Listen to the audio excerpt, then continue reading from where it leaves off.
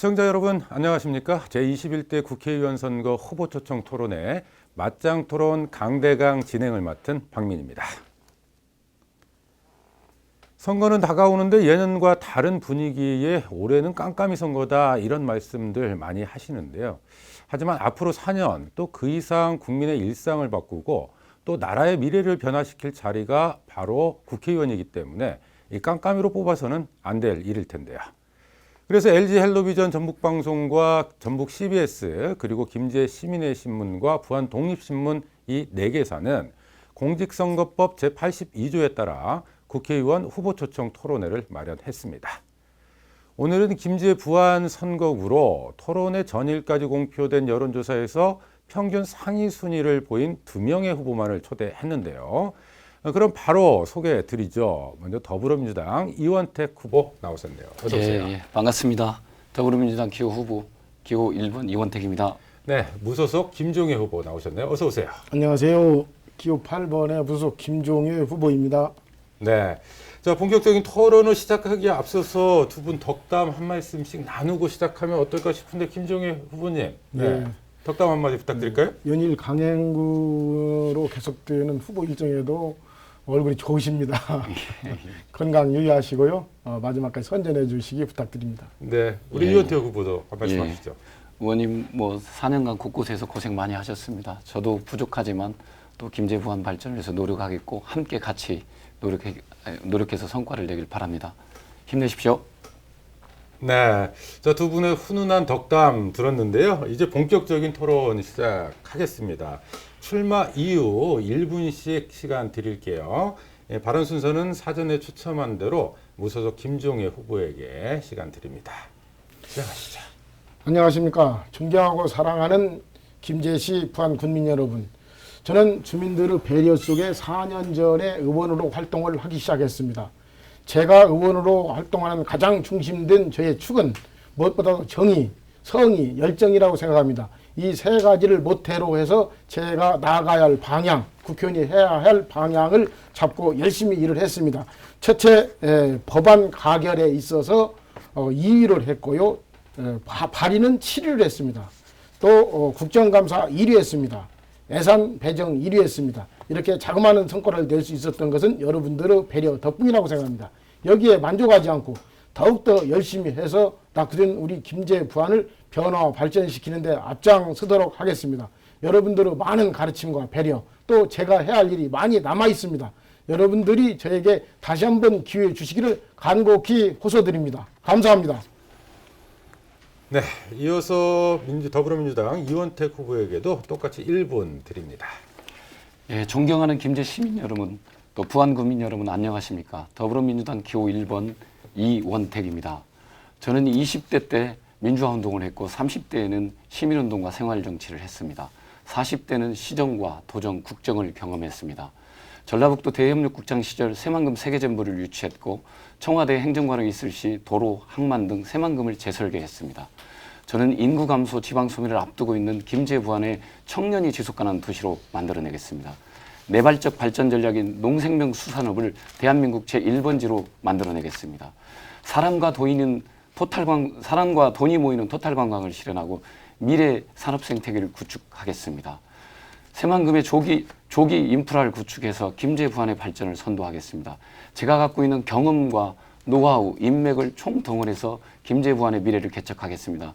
여러분, 저에게 현명한 기회를 주시고 제가 일할 수 있는 기회를 주시면 김제 부안의 대전환을 이루어내겠습니다. 기호 1번 이원택입니다. 감사합니다. 네, 두 분 다 말씀이 굉장히 좀 빠르신데 그만큼 할 말씀이 좀 많으신 것 같네요. 자, 본격적인 토론 과정에서 좀 하고 싶은 말씀도 충분히 하시기 바라겠고요. 바로 정점 토론으로 들어가 보죠. 토론 시간은 총 6분입니다. 6분의 시간 중에서 후보당 3분씩 기회를 드리고요. 두 분이 교대로 발언을 좀 하셔야 됩니다. 가능하면 1분 이내에 발언을 하시고 상대 후보에게 기회를 넘겨주셨으면 좋겠고요. 자, 질문 드리죠. 우리 정부는 앞으로 진행될 세계무역기구 협상에 대해서 더 이상 개발도상국 지위를 주장하지 않겠다 이렇게 밝힌 바 있습니다. 이를 두고 개도국 지위를 포기했다 이렇게 표현하기도 했는데요. 이 같은 정부 결정에 대한 후보의 견해를 밝혀주시고요. 김제 부안과 같은 농어촌 지역의 피해를 최소화하기 위해서 의정활동을 어떻게 할 계획인지 아울러 말씀해 주시기 바랍니다. 추첨 결과에 따라서 먼저 무소속 김종희 후보에게 발언 기회 드립니다. 대한민국이 어느새 OECD 국가 중 경제 10위 대국이 됐습니다. 개발도상국 지위 포기할 때 됐습니다. 그러나 이 부분에 있어서 가장 피해를 보는 분야는 농업, 축산 분야입니다. 그렇기 때문에 이 부분은 선별적으로 보호를 확대해야 한다고 보는데 이 부분이 아직도 미진한 부분이 많이 있습니다. 그래서 제가 의정 활동하면서 1조 7천억 가지고 수도작 한 분야에서 보상하던 것을 개도국 지위가 포기되면 네 종목으로 늘어나기 때문에 그만큼 수혜 혜택이 줄어들게 됩니다. 네. 그래서 제가 2년간 혼신의 힘을 다하여 1조 7천억의 보상 금액을 2조 4천억으로 올렸습니다. 결론적으로 사회적 약자인 농민들에게 기존에 받는 혜택은 돌아갈 수 있게 하였습니다. 네. 이것이 최소한 국회의원들이 해야 할 도리고 의무라고 생각하면서 타 산업 분야에 있는 여러 분야의 사람들에겐 죄송한 마음 금할 길 네. 없으나 우리 지역은 농생명 도시이기 때문에 우리 지역을 대변하는 것이 국회의원이 해야 할 네. 일이고 국회의원은 존재 이유라고 생각합니다. 그래서 일단 정부 결정에는 공감하고 그리고 그 관련 농어민들을 지원하기 위한 농민들을 지원하기 위한 예산 증액에 힘썼다. 이런 그렇습니다. 말씀이시네요. 예. 네. 자, 이원택 후보. 예, 이 개도국주의 포기 내지 상실이라고 표현되고 있는 이 현실이 좀 안타깝고 그러나 또 불가피하게 또 수용할 수밖에 없는 현실이라고 저도 보고 있습니다. 그렇기 때문에 정부가 더 농업에 대한 적극적인 대책을 세워야 된다고 봅니다. 피해에 따라서 저는 농가의 농업 소득을 보존하는 문제가 핵심이라고 봅니다. 이 개도국 지위 포기에 따라서 농가의 어떤 농업 소득을 어떻게 보존할 거냐. 그래서 공익형 직불제로 전환을 한 겁니다. 그래서 2조 4천억의 공익형 직불제로 전환을 했고요. 또 농업소득보정법을 개정해서 정부가 농가소득을 안정적으로 어떻게 보장할 거냐를 유지해 주려고 하고 있다. 저는 이렇게 보고 있습니다. 그다음에 514% 쌀 관세율을 유지를 해내야 된다고 저는 보고 있고 이미 해낸 걸로 보고 있습니다. 두 번째는 농가의 농업 경쟁력을 높여줘야 됩니다. 그래서 재해로부터 발생했을 시에 오는 그 타격을 현실화를 해줘야 됩니다. 재해 복구비를 현실화해줘야 되고 또 농업의 다양한 재해 보험을 확대해서 농업이 어떤 재해로부터 안정적으로 가격이 보장받고 생산될 수 있도록 해주는 그 농업 어떤 그 경쟁력을 확보하는 데 이렇게 돼야 될 것 같고요. 예, 그 다음에 지속 가능한 농업이 저는 돼야 된다고 봅니다. 그래서 청년과 균형 유출을 활성화시켜서 청년들이 농업에 정착할 수 있도록 하는 그런 지원 대책을 강화해야 된다고 봅니다. 네. 자, 김종희 후보. 문재인 대통령께서는 농업을 사랑하시는 분입니다. 대통령께서는 항시 말씀하시기를 농민의 식량, 안보를 지키는 공직자라고 표현을 해주셨고요. 또 농민에게 쌀값은 월급이라고 했습니다. 그런데 실상은 그렇지 않습니다. 제가 4년간 농해수의 상임위 활동을 하면서 보면은 2018년도 기준의 쌀 목표 가격이 18만 8천 원이었는데 2천 원 올려서 19만 원을 하자고 강력히 4년 동안 법안 목표를 세우고 주장한 당이 민주당입니다. 그렇기 때문에 민주당은 문재인 대통령의 생각을 전혀 망각하고 있고 말장난을 하고 있는 이런 부분이 있습니다. 그 부분에 대해서 저도 싫습니다. 보수 싫습니다. 자유한국당 의원과 연계해서 22만 5천 원 목표 가격을 설정해서 농민들의 수혜 혜택에 갈 수 있도록 1조 7천에서 2조 4천을 올렸고요. 쌀값을 13만 9천 원에 있던 것을 19만 원에서 21만 원을 올렸습니다. 은행이 일치돼야 합니다.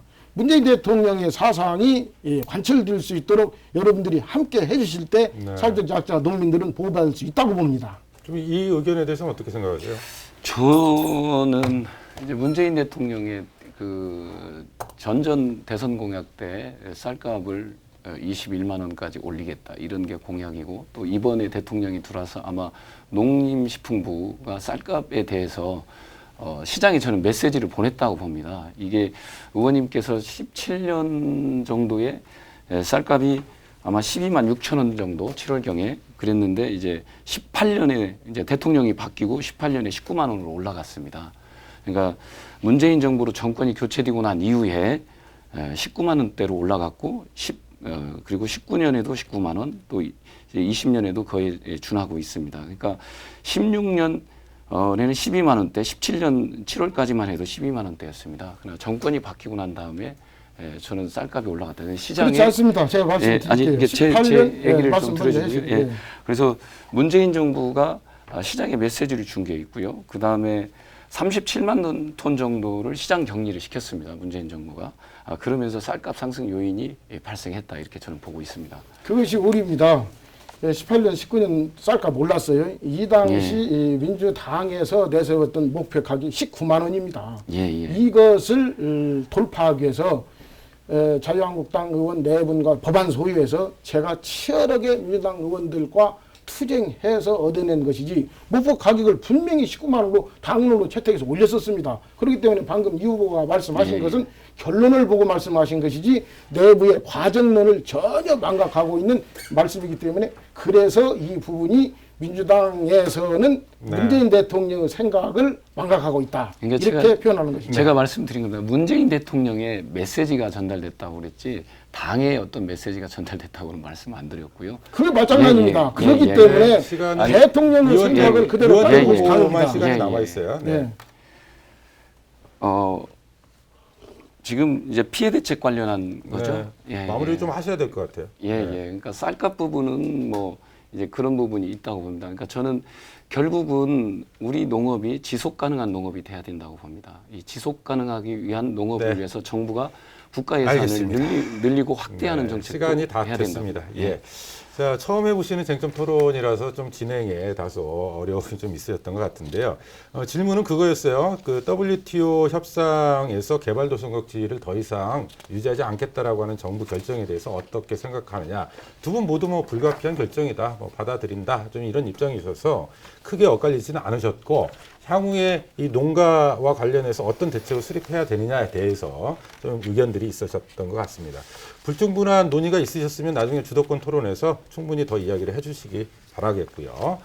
자, 그럼 바로 주도권 토론으로 넘어갑니다. 주도권 토론은 말 그대로 특정 후보가 주도권을 갖고 상대 후보에게 질의하는 시간입니다. 상대 후보의 정책이나 공약, 임무를 검증하는 시간으로 활용해 주시기 바라겠고요. 짧게 질문하시고 짧게 답변 받고 하는 방식으로 진행을 해주셨으면 좋겠습니다.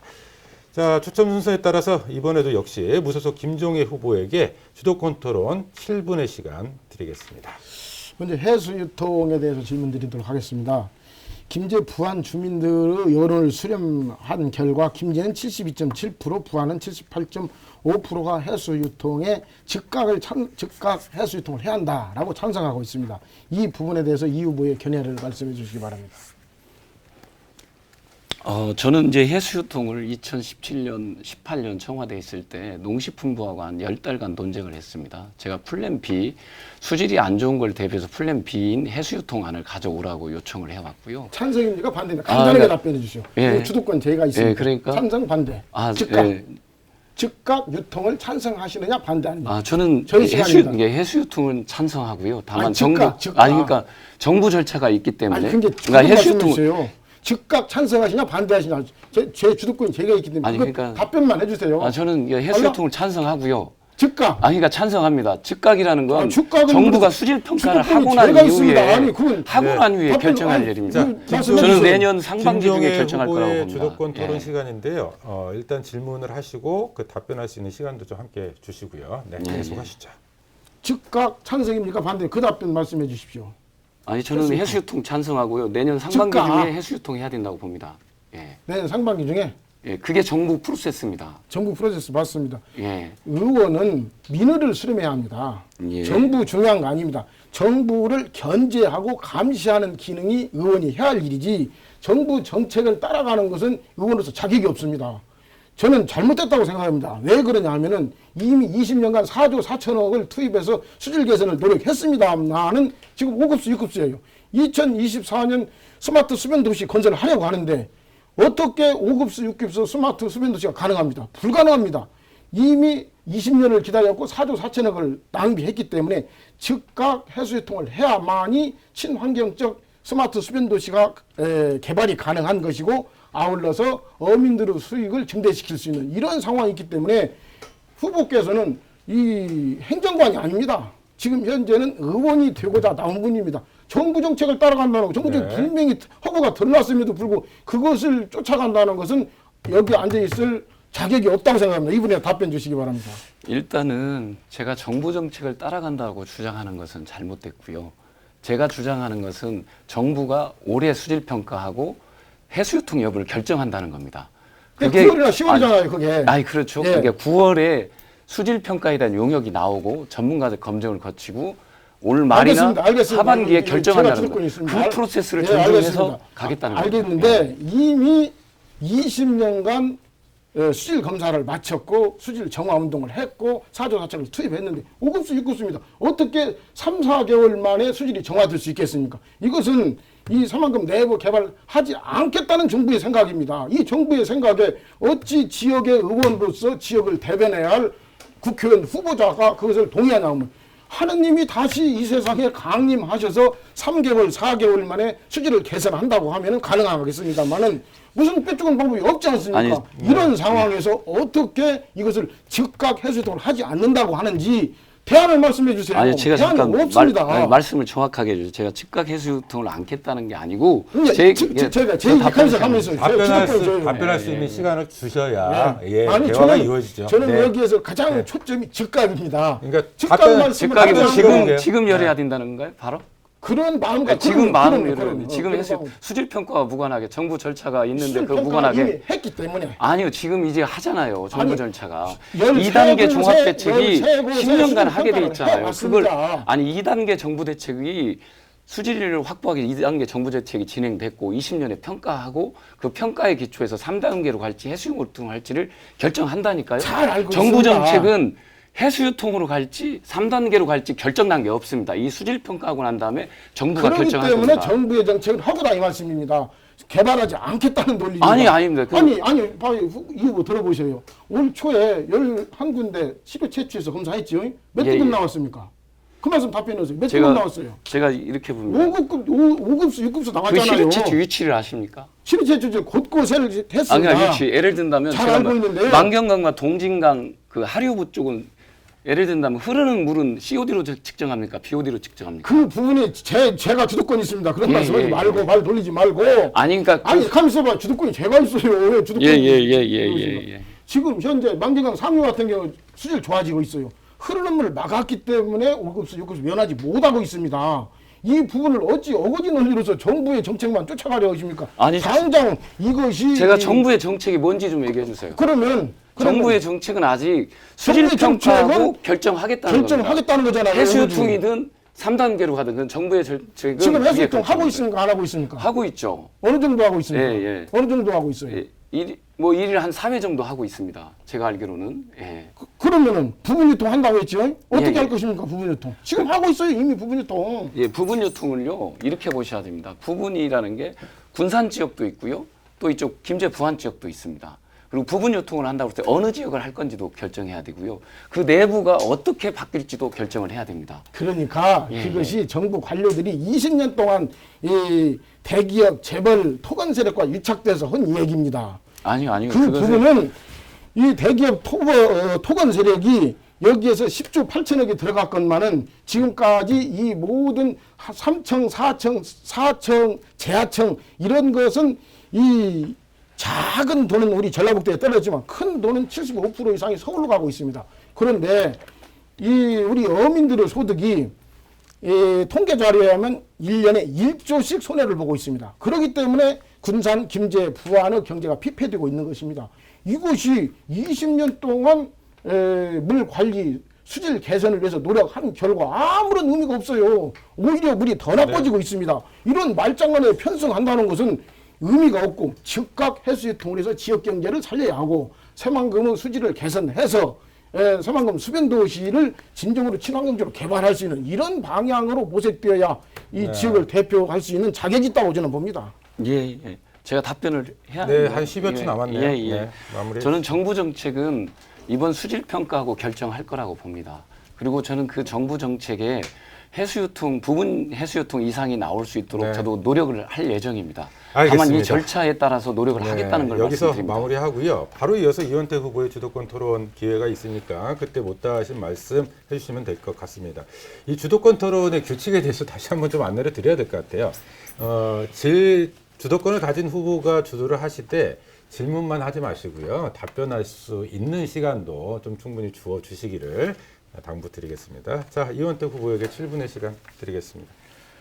예,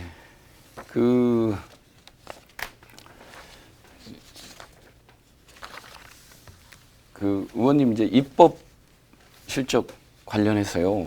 본회의를 의원님께서 대표 발의한 건 중에 본회의를 통과한 건수는 몇 건입니까? 28건입니다. 28건입니까? 예. 그것이 묻는 의도를 제가 잘 모르겠습니다만은 예, 예. 아까도 말씀드렸지만 의결의 순위가 300명에서 2위입니다. 28건이라는 건수가 그것만 놓고 보면 건수가 좀 작게 느껴질 수 있는데 실제적으로 그렇게 발의도 중요하지만은 발의에 따라서 결론적으로 의결되는 숫자는 아주 적다. 예, 그렇기 그렇습니다. 때문에 전체 300명 중에서 2위했기 때문에 스스로 자체 평가해 보면 1위를 못한 아쉬움은 있습니다만은 낮은 평가는 아니다. 제주도권 토론이니까요. 예, 그렇게 말씀드리겠습니다. 발언을 하실 수 있는 시간을 드리겠는데, 그러니까 이제 법안이 여러 법안들이 발의할 수도 있습니다. 그러니까 뭐 예를 들면 한자를 한글로 바꾸고 또는 위원회의 민간위원들의 책임을 강화하는 것이 위원회가 막 많잖아요. 40몇 개 있으면 그걸 건건히 발의해서 이걸 쪼개기 이제 법안 발의라고도 할 수 있죠. 또 이미 이제 또 기사문화된 조직들을 정비하는 차원에서 법안 발의도 있고 그런 걸로 보여집니다. 제가 볼 때는. 그러나 실제로 우리 의원님께서 재정법이라든가 또는 본회의를 통과한 건수는 제가 파악한 바로는 뭐 예를 든다면 3건 정도고 또 그 다음에 다른 법안과 통합돼 가지고 이렇게 통합돼서 이제 대체 반영 폐기된 것이 한 18건으로 보여집니다. 그럼 전체 180건 중에 그렇게 보여지는 측면이 있습니다. 이게 이제 제가 뭐 정확하다는 건 아닙니다. 그러니까 의원 발의 건수가 실제 예를 들면 의원으로서 실제 본회의를 통과해서 어떤 성과를 냈고 네. 그 내용과 성격이 어떠냐 이런 게 중요하다고 생각하는데 어떻게 생각하십니까? 아주 정확한 지적이고 바른 지적입니다. 후보자께서 아직 의원 생활을 안 해봐서 모르시는 부분인데요. 법안에 대해서는 발의, 심사, 제정 과정이 있고요. 또 아울러서 거기에 따라서 법안에 대한 폐기, 개정, 그리고 제정법이 있습니다. 이런 와중에서 실제 제가 어려운 업구를 현대어에 맞게 바꾼 부분도 있고요. 또 개법법 같은 제정법을 새로 신설법을 만든 경우도 있고요. 또 대체 병합 법안도 있습니다. 이러한 부분들을 저는 그렇게 생각해요. 국회의원으로서 해야 할 일은 하나하나가 다 필요하지 않는 것이 없다. 이 180여 건의 법안 발의 중에서 저는 국회의원으로서 이 부분이 시에 적절했고 상황에 필요한 법안들이다. 특히 군사 독재 시절에 잘못되었던 법안 통과됐습니다. 지금까지 군사 독재 시절이 지금 50여 년이 넘어가는 이 상황에도 아직까지도 이 부분에서 제 시간이 폐기시키지 못했던 것 이런 것을 하나하나 찾아서 제가 법안을 소임을 다했다. 말씀드릴 수 있겠습니다. 의원님 이제 제 주도권이기 때문에 후보라고 칭해 주시기 바랍니다. 후보님, 네. 후보자님 제 주도권인데, 그러니까 제가 말씀드리는 이제 요지는 뭐 당연히 발의하고 심사하고 해당 상임위 심사하고 또 법사위 넘어가고 뭐 이런 절차나 과정은 저도 잘 알고 있습니다. 저도 잘 알고 있고 다만 법안 발의와 또 실제의 실적을 이렇게 균형감 있게 봤으면 좋겠다는 생각이 이제 좀 들었고요. 아까 말했던 통계 자료는 제가 조금 숫자라든가 이런 게 틀릴 수 있다는 말씀도 드립니다. 다만 의원님 고생하셔서 여러 가지 이렇게 법안 대표 발의하시고 또 이렇게 본회의까지 통과시킨 건수들이 있는 건 있는 건 분명한데요. 조금은 이렇게 법안 발의가 전체적으로는 어떤 농업농촌에 확실하게 이렇게 농업농촌과 김제부안에 연관되게 확실하게 그런 컨텐츠와 그 다음에 그런 컨텐츠에 적합한가 또는 이렇게 단순 문구를 바꾸고 삭제하고 이런 것이 많음으로 인해서 약간 부풀리기가 아닌가 이런 의견을 한번 묻겠습니다. 간단하게 좀 답변해 아까도 주시죠. 말씀드렸지만은 쌀값에 있어서 현실화 부분, 농민에 있어서 가장 중요한 것은 그 부분입니다. 13만 원 쌀값을 민주당에서 목표 가격을 19만 원으로 법안 발의했을 때 저는 24만 5천 원 됐습니다. 잘 아시다시피 가장 진보적이며 혁신적인 단체가 농민 단체 중에서 전국 농민이 전농입니다. 전농에서도 밥 한 공기 가격이 300원은 돼야 한다. 그렇기 때문에 쌀 한 가마 가격이 24만 원을 주장함에도 저는 가장 혁신적이면서 농민들의 피부에 만든 24만 5천 원을 법안 발의했습니다. 이 부분보다 더 현실적으로 그거 지금 농민의 의원님이 지금 법안은 없다고 생각합니다. 하시기 바라겠고요. 조금 두 번째 또 질문 시간이 좀 많지는 않은데요. 예산을 제가 한번 여쭤보겠습니다. 이제 예산을 이렇게 보면 뭐 김제 부안에서 1조 4천억 정도를 예산이 증가했다. 이렇게 이제 좀 이렇게 유인물이라든가 여러 가지 홍보되고 있습니다. 총액이 이걸 의원님께서 다 뭐 확보하신 건 아니시죠? 그 부분 말씀드려서 예산은 그렇습니다. 뭐 잘 아시겠습니까? 행정관은 예. 계셨으니까. 예산의 기준을 보면 예산의 방향을 보면 첫째 지역 짧게만 얘기해 주시죠. 제 자치단체장이 주도권이니까. 제안서를 발의하면은 이것이 도로 올라가지 않습니까? 그러니까 제가 물어볼게요. 1조 4천억을 의원님께서 다 확보하신 건가요? 아닌가요? 함께 노력해서 확보했습니다. 예, 그래서 그렇죠. 언제나 자치단체장은 예산 문제에 있어서는 자치단체장 본인이 했다. 지사는 지사가 했다. 저는 내가 했다. 이런 결과는 우리 시민들이 다 알게 돼 있습니다. 혹시 그러면 기초연금 예산 확보하는데 노력하신 적이 있습니까? 당연히 노력했습니다. 기초연금. 네, 당연히 노력했습니다. 이 그렇습니까? 부분에 대해서도 참 여기 기초연금 제가 하나 보니까 뿐만 잠깐만요. 또 이 예산에는 시청이나 군청의 자체 예산 세외 수입이 늘어나잖아요. 그것까지 다 포함되어 있더라고요. 그럼요, 그렇게 돼 있습니다.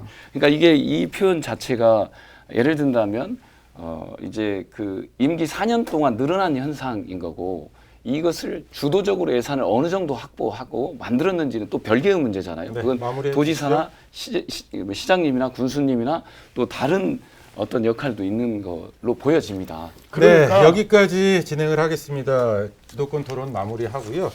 다시 한번 좀 호칭은 후보로 통일을 해주시길 바라겠습니다. 지금 여러분께서는 제21대 국회의원 선거 김제부안 선거구 후보 초청 토론회를 함께하고 계십니다. 자, 제 양옆에는 무소속 김종혜 후보 그리고 더불어민주당 이원택 후보 함께하고 계신데요. 자, 이번 순서는 사회자 개별 질문 순서입니다. 원활한 진행을 위해서 짧게 답변은 핵심만 해주시길 바라겠습니다. 순서는 제가 임의로 지목하는데요. 먼저 민주당 이원택 후보에게 질문 드리겠습니다. 자, 이원택 후보는 김제 출신이고 중고등학교는 익산에서 다니셨나요? 예, 그렇습니다. 전주시의원의 전주시장 비서실장 맡으셨고 출마 당시에 전주와 익산 김제 부안 선거구 좀 고민했던 걸로 아는데 김제 부안 출마하신 이유가 어디 있을까요? 제가 이제 부지사를 그만둘 시점에 고민을 했습니다. 첫 번째는 저는 제가 청와대에 있을 때 균형발전 비서관실에 있어서 지역 균형 발전이 사실상 상당히 중요하다고 이렇게 봤습니다. 그러나 전주 지역 같은 경우는 우리 전라북도에서는 대도시입니다. 그래서 어떤 균형 발전의 어떤 과제라든가 수행하기에는 적절하지 않았습니다. 그래서 저는 김제의 인구 감소, 지방 소멸을 앞둔 김제를 위해서 좀 노력을 해야겠다고 봤습니다. 그리고 제가 새만금 업무를 다루었기 때문에 새만금을 통한 김제 부안의 어떤 동반 성장을 만들어내봐야겠다 이렇게 생각을 하고 있었습니다. 혹시 당선에 가장 유리한 지역이다 해서 선택하신 건 아니세요?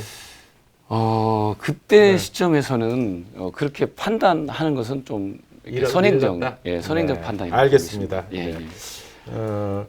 지금 선거 과정에서 사실 이제 지역사회에서 이런 이야기들이 있어요. 뭐 전현직 시장이나 도지사 측근들이 선거에 도전해서 성공하는 경우가 많은데 이게 조직이 동원되는 부분이다 보니까 지역사회 권력을 좀 인계해서 새 정치를 어렵게 만든다 이런 지적이 있거든요. 뭐 조직 동원 논란 지역 권력의 문제 이런 부분에 대해서는 좀 본인은 어떻게 생각하세요?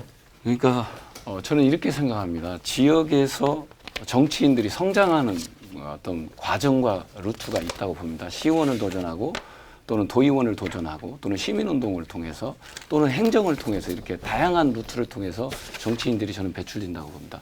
그 과정에 행정을 통해서 정무직을 거치든 또는 비서실장을 거치든 이것도 하나의 루트라고 생각합니다. 그러나 이것이 권력을 이용하고 또는 조직을 동원하는 방식은 적절하지 않다고 보고 있고요. 네. 또 하나는 시장 비서실장이냐 도지사와 함께 있었느냐가 중요한 게 아니라 그 사람의 철학과 가치관, 비전이 이 시대의 흐름에 맞느냐, 틀리느냐 이런 것이 사실 정치 개혁과 미래를 만들어가는데 제일 중요한 요소라고 저는 보고 있습니다. 네.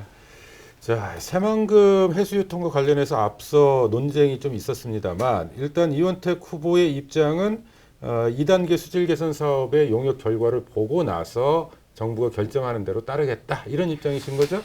제가 좀 더 정확하게 말씀드리면 아까 지금 입장 말고 제가 청와대에서 2017년에서 18년 농식품부하고 해수유통 부분에 대해서 논쟁을 했고요. 네. 결국 2018년 한 10월경일 겁니다. 농식품부가 부분 해수유통안을 갖고 왔습니다. 네. 그걸 가져온 건 제가 해수유통을 찬성하고 있기 때문에 그걸 같이 논쟁하고 토론하면서 설득해서 갖고 온 거거든요. 네. 그 안이 제가 도하고도 협의해달라고 해서 도하고도 협의했습니다. 다만 20년까지 수질 확보가 있기 때문에 네.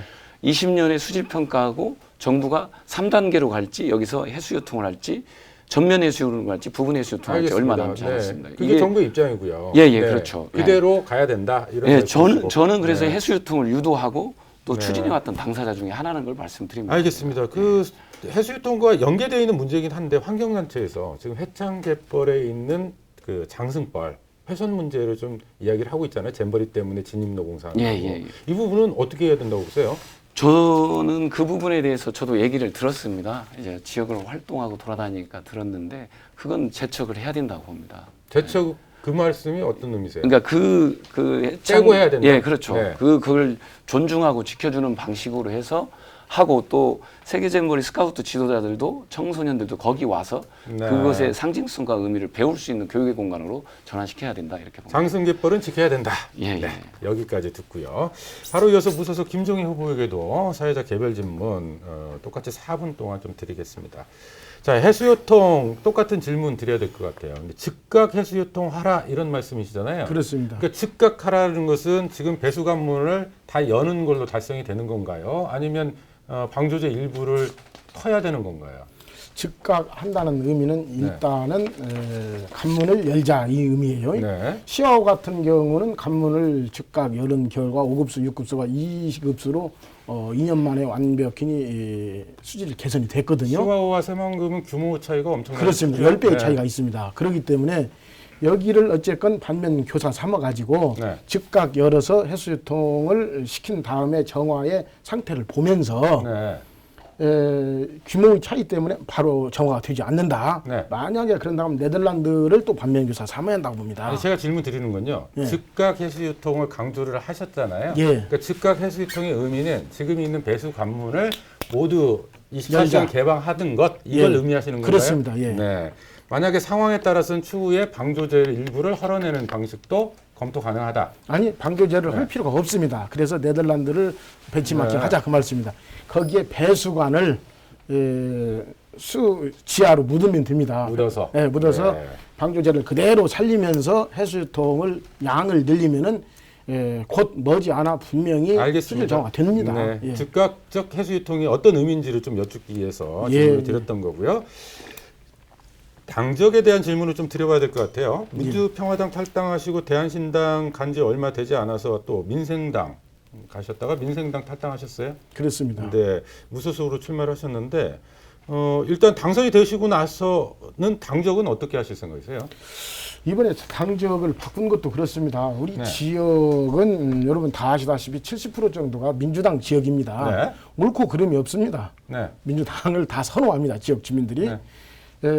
그런 관계에서 연계돼 있습니다. 네. 국회의원으로서 저는 일을 하고 싶고 또 제가 일을 해야 할 역량이 저에게는 조금은 있다고 봅니다. 네. 일을 하기 위해서는 당선이 가장 중요합니다. 당선되기 위해서 무소속행을 선택하셨다. 이 당선을 말씀이시고. 하기 위해서라기보다는 국회의원은 민의를 대변해야 합니다. 네. 주민들에게 여론 수렴을 했어요. 네. 어느 당을 제가 선택해야 하느냐. 주민들이 그러면 당선 후에 그 당선이 되고 나면 민주당으로 가라 이런 요구가 있으면 민주당으로 갑니까? 주민들이 대다수가 그렇다면 가야지요, 당연히. 네. 네. 지금은 주민들- 어떻게 파악하고 계세요? 지금 현재로서는 네. 주민들이 거기까지는 아직 우리 지역에 저를 함께하는 지역 주민들은 그런 생각을 아직 안고 있습니다. 그런데 당초에 민주평화당 만드시고 대한신당행 가시고 하실 때는 전북 지역에 민주당 독점이 아니라 다당 구조를 만드는 것이 지역 발전에 도움이 된다 해서 그런 행보를 택하신 거잖아요. 당연히 그렇습니다. 근데 이제 지역 여론 때문에 지역 주민들이 원하기 때문에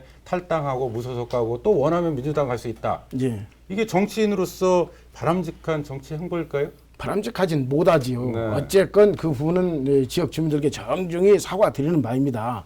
그런데 저도 처음부터 민주당 행을 계속해 왔다고 하면 이런 불합리가 네. 없었을 텐데 그 부분에서 제가 판단이 미숙했었고 지역 주민들의 알겠습니다. 여론을 잘 수렴하지 못했다는 것을 분명히 사과드리고 모든 것을 앞으로는 지역 주민들의 여론에 따라서 결정하겠다. 네. 이것을 여러분들께 말씀드립니다. 자, 시간이 얼마 없어서요. 짧게만 답변해 주셨으면 좋겠어요. KTX 전북 혁신역사 신설 약속하셨는데 예. 네, 지금도 뭐 경제성이 낮다 이런 분석도 좀 나왔고요. 또 예. 익산역과 충돌하면서 강하게 또 반발하고 있거든요. 예. 가능할까요? 어떻게 가능하게 만드시겠습니까? 예, 저는 지역 주민들의 민의가 가장 중요하다고 봅니다. 140만 원 승객이 있다고 보고 있기 때문에 이 140만 원 승객이 하나로 뭉쳐져서 민의가 대변된다고 하면은 저는 네. KTX 신설역 꼭 해야만 하고 할 수 있다고 주민 봅니다. 여론을 결집하면 가능하다. 예, 이 말씀까지 그렇습니다. 예. 듣겠습니다. 자, 이제 이어서 주도권 토론으로 다시 넘어가겠습니다. 앞서 진행했던 것과 반대 순서로 지도권 먼저 드릴 텐데요. 시간은 7분입니다. 일방적으로 진행할 경우에 사회자가 제재할 수 있다는 점 다시 한번 말씀드립니다. 이번에는 민주당 이원택 후보에게 7분의 시간 먼저 드리죠. 네, 시작하시죠. 예. 그 방금 이제 KTX 역사 이제 전북 혁신연 관련한 좀 질의를 좀 드리겠습니다. 그 아까 이제 주민의 염원, 그러니까 사실 KTX 역사가 초기에 이렇게 준비될 때 세팅될 때 사실 그렇게 세팅이 됐어야 된다고 봅니다. 그러나 지금 이제 그렇지 않은 조건이거든요. 이제 그 조건에서 주민의 염원과 실행 가능한 방안, 염원과 바램을 실행 가능하게 하는 방안이 저는 있어야 된다고 봅니다. 용역도 치러봤지만 현재까지 실행 가능한 방안이 나와 있지는 않거든요. 근데 이게 이제 선언적 또는 이렇게 선언적 어떤 공약이나 구호로 끝나지 않을까 이런 걱정과 염려가 있습니다. 혹시 실행 가능한 방안이 있으시면? 예, 이 부분에 대해서 2018년도에 제가 주도적으로 해서 사전 타당성 조사 용역을 했습니다. 2억을 들여서. 그랬더니 BC에서 좀 낙제 점수가 나와서 되지 않았었어요. 근데 여기에는 잘 아시다시피 지역적 이기주의가 내부적으로 결부됐었습니다. 뭐 어느 지역이라고 말씀드리지 않겠습니다. 그렇기 때문에 이것이 선언적 의미로 그쳐지는 결과가 됐습니다만은 실제적으로 익산역 같은 경우에 이 부분이 익산에게 피해가 온다 이런 생각만 바꾸게 되면 이건 바로 해결될 수 있습니다. 왜 그런가 하면은 역세권이라는 것이 지금 현재 익산역에는 호남선 전라선이 교차 지점에 있기 때문에 이 부분에서의 역세권이 그러니까 익산을 그러니까 실행 방안은 익산을 설득만 되면 바로 된다 이런 거죠. 익산만 설득해서 되는 것은 아니고 실행 방안을 익산과 아울러서 혁신도시 5만의 인구 또 김제의 지역 8만의 인구 6만의 부안 주민 군산 서부권의 10만의 주민 동부권에 전주 서부권의 20만의 주민 이 부분에 공감대가 먼저 형성이 돼야 하는데 그때는 공감대 형성이 덜 된 상태에서 나 혼자 또 국회의원들 몇 명 이 부분들이 독단적으로 너무 앞당겨서 제 주도권 토론이니까요. 제 주도권 토론이니까 한마디로 이게 잠깐 답을 제가 좋은 답을 못 냈었습니다. 제가 이제 말씀드리고 싶은 것은 이제 뭐 혁신역이 들어왔을 때 그 근처에 수요는 저는 있다고 봅니다. 있다고 보고 있고 처음에 세팅하는 과정, KTX가 세팅하는 과정에서 그렇게 됐어야 하는데 그러지 않는 현실이 흘러왔습니다. 사실 이 현실 속에서 실행 방안이 뭐냐라고 하는 것이 저도 고민이 많이 됩니다. 저도 혁신력을 어떻게 공약으로 내걸어야 할지 어떻게 할지 참 고민이 많이 됐습니다. 아니면 김제역을 살리는 방향으로 공약을 내걸어야 할지 김제역의 KTX를 더 끌어들이는 방식으로 익산에 지금 예를 든다면 서대중 경인호선이 익산 그 동산역에 이렇게 회차하고 있잖아요. 쉬고 있잖아요. 그것을 김제역을 확대해서 일로 늘리는 방안을 해서 정차 횟수를 늘리는 방안까지도 고민을 좀 많이 하고 있는데 그러니까 이제 실행 방안이 사실은 예를 들면 익산과 더불어서 공감대를 많이 형성했을 때 이게 실행될 수 있겠다라는 것으로 제가 이해하면 되겠습니까? 예, 그렇습니다. 예, 예. 그 방법 중에 하나죠. 예. 예, 예, 예. 그러니까 제가 볼 때는 그 공감대를 형성하는 과정이 너무나 첨예하고 이해관계가 상당히 충돌되기 때문에 쉽지 않을 것 같다는 생각이 듭니다. 그리고 잠깐 예, 유 예. 후보께서는 KTX 혁신역 신설에서 반대하십니까? 저는 이렇게 생각하고 있습니다. 이제 반대라기보다는 잠깐 이건 제 질문이니까요. 거꾸로 물어보시네. 네, 예, 후보 좀 주도권 이따 한번 물어봐 주세요. 예. 제가 말씀드릴게요. 예, 예. 저는 이게 구체적으로 실행할 수 있는 어떤 방안이 쉽지 않은 조건에서 이해관계가 충돌되고 쉽지 않은 조건에서 이게 이제 이 혁신력 권역의 어떤 수요에 입각해서 공감대를 형성해서 가겠다. 이건 뭐 원론이고 원칙입니다. 그러나 이게 앞으로 4년 동안 실행할 수 있는 구체적인 검토가 필요하다. 이렇게 저는 보고 있거든요. 예?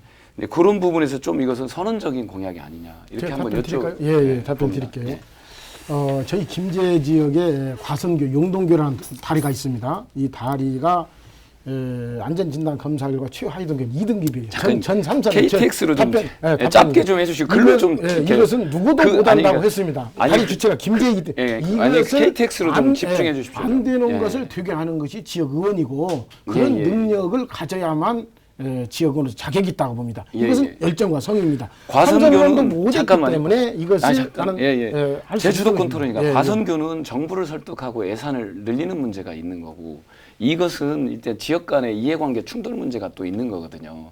그 좀 성격이 좀 저는 다르다고 봅니다. 이제 그 부분이고요. 그러니까 일단은 이 부분에 대한 실행 방안은 결국은 익산을 포함해서 여기 전체 권역에 대한 공감대를 형성하고 그렇습니다. 첫째는 그것이 선행되지 않으면 쉽지 아까, 않다는 거죠. 아까 말씀드렸잖아요. 예, 그러면 가장 먼저 그 공감대 그러면 그 공감대가 4년 안에 앞으로 형성될 될 수 있다고 봅니다. 예, 왜? 예, 예. 익산에 이익이 있기 때문에요. 익산에 손해가 된다고 하면 익산이 예, 예. 절대 반대하겠지만. 근데 제가 지금 익산 시장님이나 익산 도의원님들 또 시의원님들 또 주요 지도자들 만나 보면 그 손해를 이해를 안 했습니다. 지금까지 그래 왔습니다. 예, 아니, 그렇기 때문에 BC에서 떨어졌던 것이고요. 예, 예. 지금도 그러니까 당연합니다. 그것은. 그러니까 익산시의 주요 지도자들이 이걸 받아들이지는 않고 그것을 있는 거 분명합니다. 설득하는 능력과 경험 또 추진력 이것이 필요한 것이 현실 정치고 그렇게 염담 퇴수 정책을 가지고 있기 때문에 전북 경제가 이 모양 요꼴났다고 생각합니다. 안 되는 것을 되게 합니다. 그러니까 저는 뭐 그 의지나 열정에 대해서는 저도 그런 뭐 태산이라도 옮기고 또 뭐 이런 의지와 열정은 갖고 있습니다. 그러나 또 구체적 실행 방안이라는 게 대단히 구체적 실행 방안은 공감대 형성 딱 그거 하나입니다. 그러니까 그 공감대가 앞으로 4년 안에 이루어질 수 있는 것인지에 대해서 현직 시장들, 시도의원들 다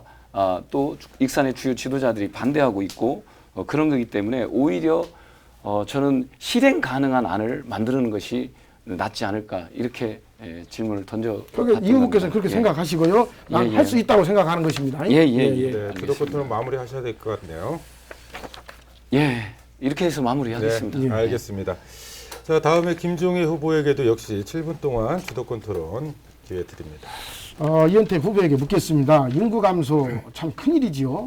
김제부안 인구 감소 대책으로 특별법 제정한다고 공약 내세웠지요. 이거 가능합니까?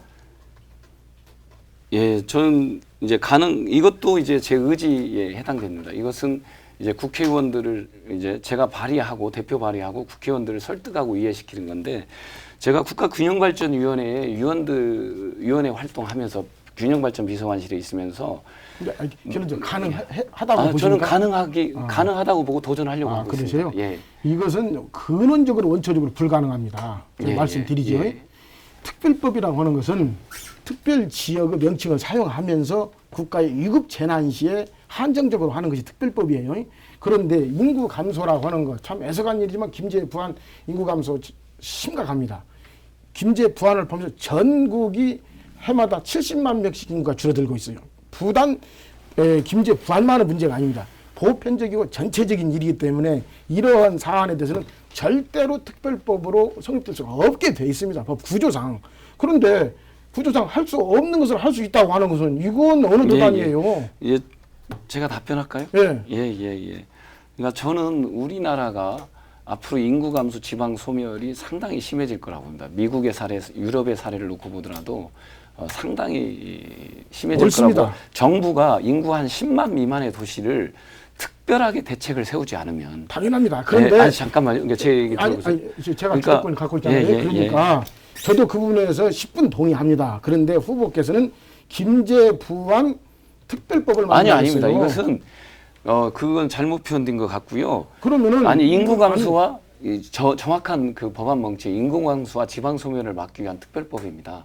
예, 그렇다 보면 이해가 되지만 인구 감소 대책으로 김제 부안 특별법을 제정했다고 했어요. 그건 아닙니다. 그건 잘못된 이렇게 거고요. 되면 잘못된 거죠? 예, 그렇습니다. 이것은 분명히 이것은 전국적 형상이기 그러니까 때문에 이렇다고 하면은 이 후보의 혼자 생각이었지 이 출판물로 나온 부분은 김제 부안 인구 감소 특별법을 제정하겠다 했습니다. 이건 법에 대한 상식을 모르고 하는 일이에요. 아니 이건 이 후보의 잘못이었든지 정책팀에서 잘못됐는지 모르지만 이것은 있을 수 없는 일을 가지고 이런 법을 만든다고 해서 이 사람이 이거 전혀 준비가 안 돼 있는 분이다 이런 생각을 가져봤습니다. 분명히 시정하십시오. 시정하겠습니다. 그건 오기인 것 같고요. 이건 문제는 시정하십시오. 인구 감소와 지방 소멸을 막기 위한 대한민국 차원의 중앙정부의 결단이 필요합니다. 그렇습니다. 그런데 이런 귀중한 일을 큰 일을 갖다 오기한다는 것은 이건 있을 수 없는 일입니다. 그건 제가 이제 확인하고요. 이건 또 수정하도록 확인할 하겠습니다. 필요가 없고 이건 있을 수 없는 일입니다. 그렇기 때문에 저는 이렇게 이건 초보다.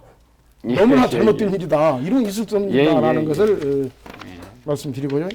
아직 제 시간 있죠? 네, 진행하시죠. 예.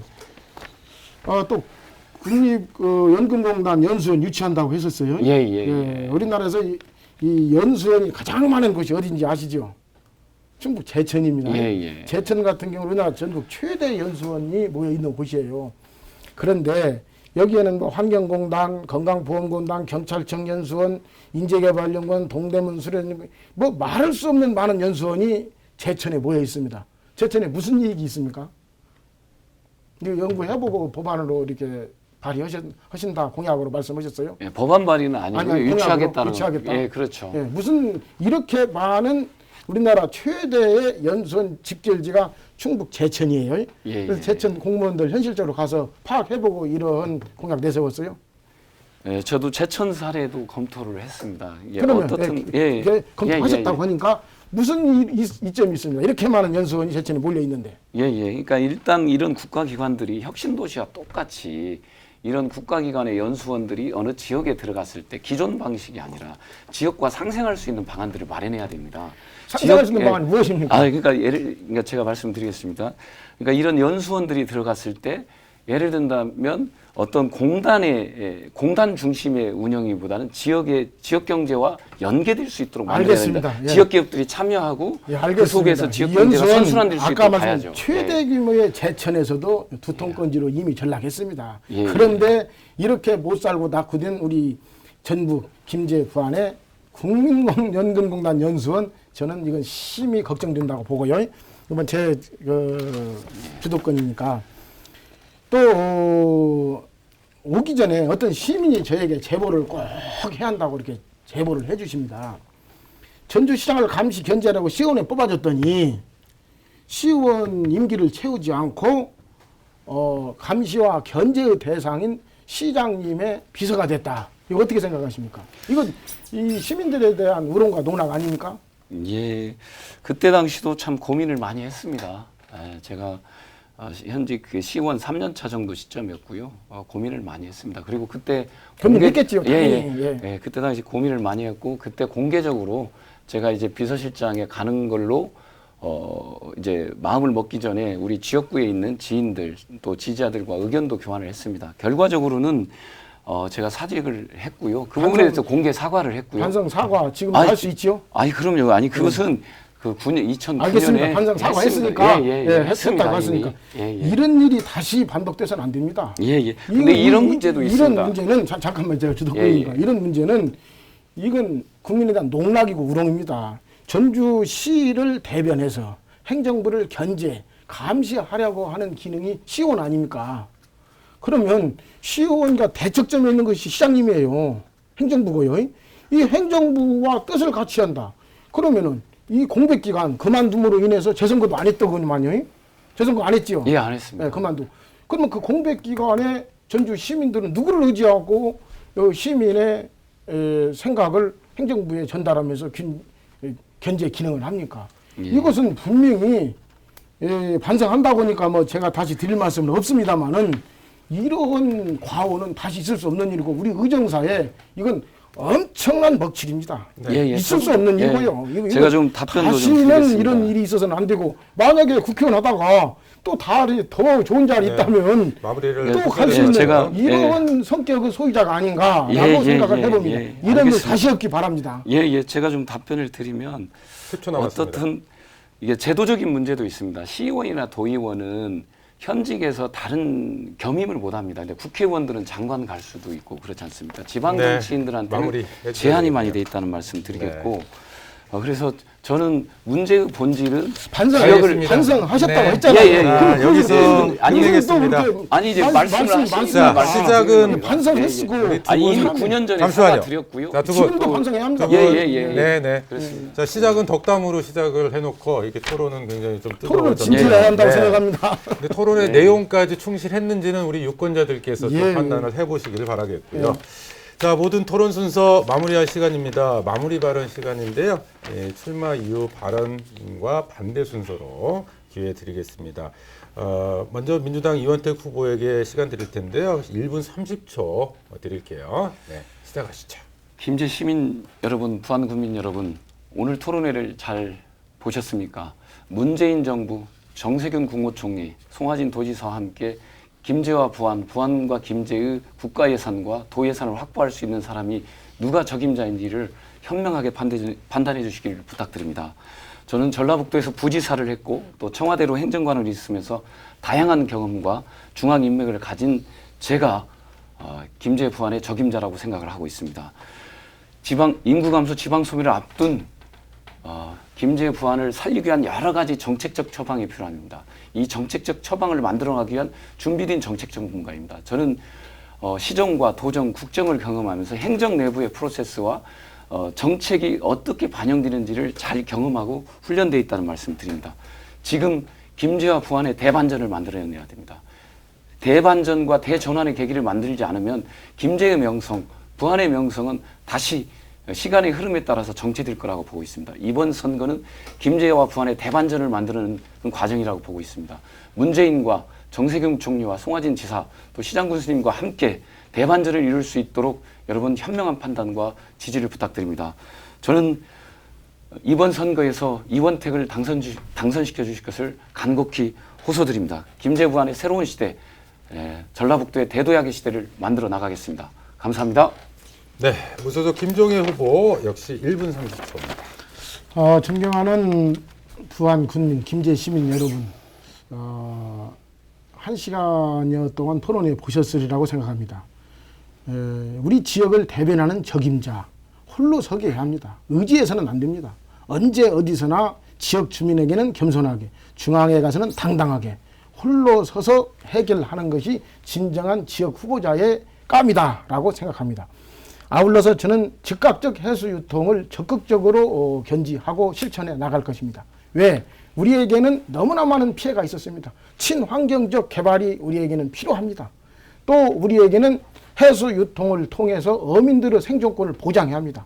또 아울러 우리 전북에는 청정지역임에도 불구하고 미세먼지가 가장 농도가 높은 지역입니다. 이 이유가 어디가 있겠습니까?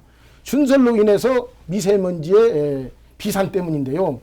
그 부분은 차치하고라도 5급수, 6급수에서 나오는 미세먼지, 썩은 미세먼지를 우리가 맡고 있습니다. 그렇기 때문에 이런 것을 한꺼번에 배제시키고 삶의 질을 높이기 위해서 진정한 우리 지역 주민들의 인권을 보장하기 위해서는 저 김종회가 다시 한번 일할 수 있는 기회를 여러분들이 주셔야만이 우리 김제가 김제다운 김제, 부안다운 부안으로서 거듭날 수 있고 우리가 함께 잘 살 수 있다. 복지국가로 가고 있다라고 여러분들에게 호소드리고 싶습니다. 다시 한번 기회를 주십시오. 감사합니다.